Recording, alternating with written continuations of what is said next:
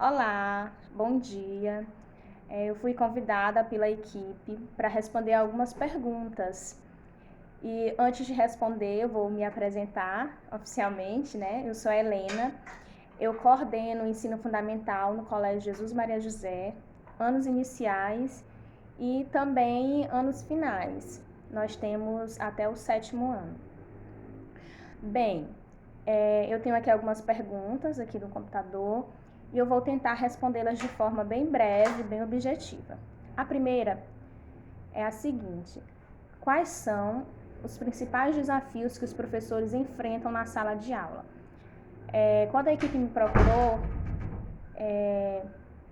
eles contextualizaram o objetivo da entrevista e disseram que o foco seria principalmente a BNCC, as suas exigências e a sua homologação dentro da própria escola, da própria instituição.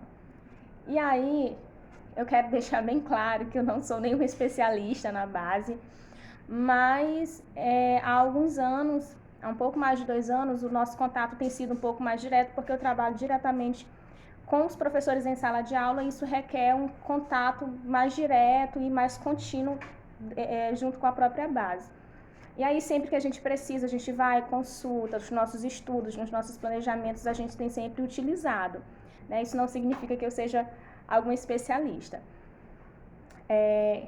A pergunta do grupo é a seguinte, né? Repetindo, quais são os principais desafios que os professores enfrentam na sala de aula? Atualmente, são muitos os desafios. Nós que estamos em sala de aula, vocês que irão fazer parte desse universo, precisam estar preparados, porque são muitos os desafios.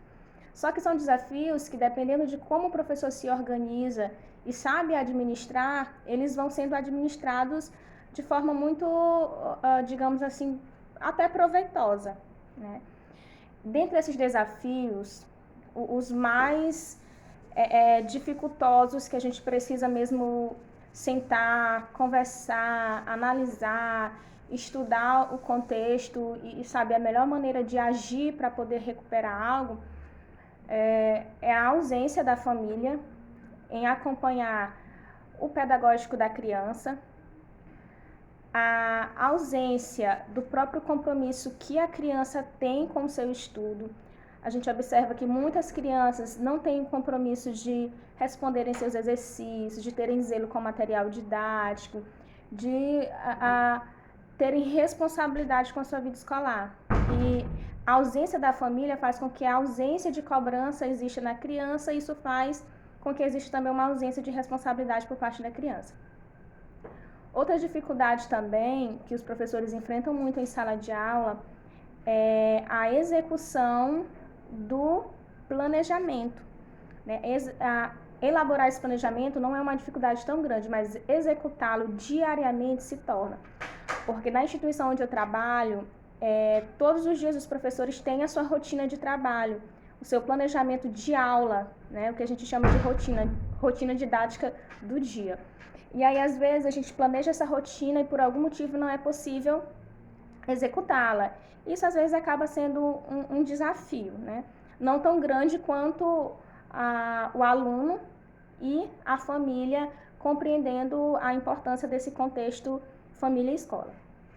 A segunda pergunta: a escola teve dificuldades para a elaboração do PPP de acordo com a BNCC? Não.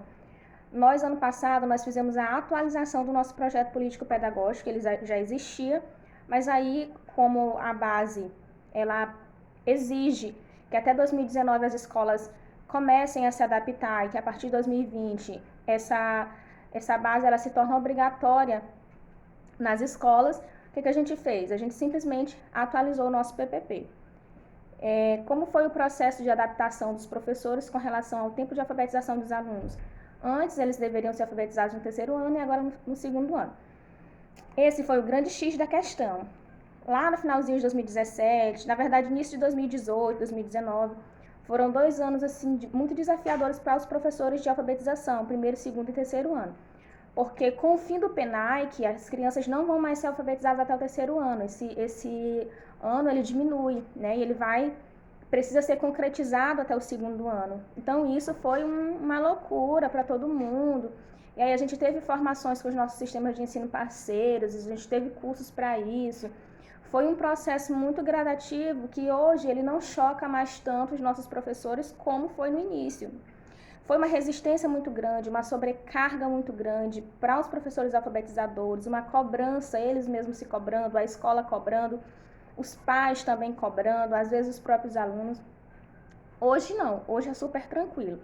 O que facilitou foi porque os livros didáticos do primeiro e segundo ano, eles já começaram também a dar esse suporte para os professores, o que facilita um pouco. Os sistemas de ensino, as editoras parceiras, né, como nós somos colégio particular, isso facilitou um pouco, porque foi um conjunto que fez com que a gente se estruturasse e conseguisse a efetivação dessa alfabetização.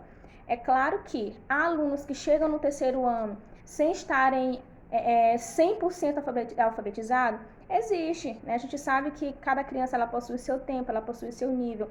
Há crianças que chegam lendo fluentemente já no segundo ano, há crianças que elas começam a ter essa fluência lá no terceiro ano, né? Mas lá na escola, por exemplo, a gente já começa a inserir a alfabetização desde a última etapa da educação infantil. Então, a maioria das crianças já chegam no primeiro ano conhecendo as famílias silábicas e lendo algumas palavras, né? Então, o nosso processo ele já se inicia na educação infantil e ele se concretiza lá no segundo ano do ensino fundamental. E com relação à implementação das novidades impostas pela BNCC, qual a dificuldade mais visível nos professores em trazer para a sala de aula as inovações da base na escola que você trabalha?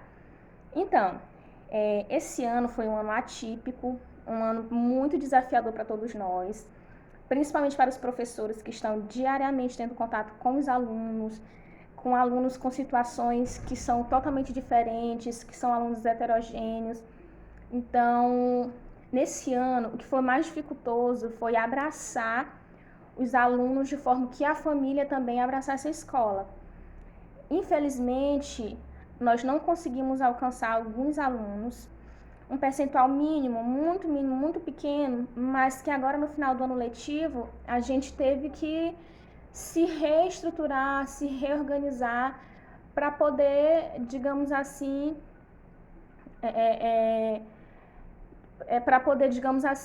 salvar o ano letivo de alguns alunos, né? Então foi um trabalho de formiguinha que a gente sentou com o pai, nós conversamos, né? Nós fizemos o pai compreender que a criança não teve um ano letivo proveitoso pela ausência da parceria da família com a escola, porque as aulas foram dadas remotamente, as avaliações foram feitas remotamente, né? Mas com tudo isso, a maior dificuldade foi elaborar o planejamento. 2020, né, já estamos em 2021, mas 2020 o que foi mais dificultoso foi como que agora nós vamos fazer o nosso planejamento bimestral e o nosso planejamento anual com base nas exigências da base. E aí a gente passou o ano todo tendo algumas formações para conhecer as nomenclaturas, para conhecer a estrutura da base, a exigência, para conhecer as habilidades, para conhecer muita coisa, né? Os componentes curriculares, como que eles estão estruturados, quais as habilidades. Então, algumas nomenclaturas, elas passam a ser novas e a gente precisa colocar isso no papel, no documento. Por mais que o planejamento ele precise ser executado na prática, essa parte teórica, ela também exige um conhecimento da gente, né? E aí a gente ficou um pouco assim, confuso no início, mas a gente sentou por vários momentos, conversou, abriu a base, imprimiu o que tinha que imprimir, estudou juntos, fez grupos de estudos e deu super certo, né? Deu super certo. E eu acho que foi um desafio muito grande esses 2 últimos anos para a escola, mas que os professores abraçaram e que deu super certo. Então, é isso. Obrigado, espero que eu tenha correspondido e me coloco à disposição para quando precisarem, estou às ordens.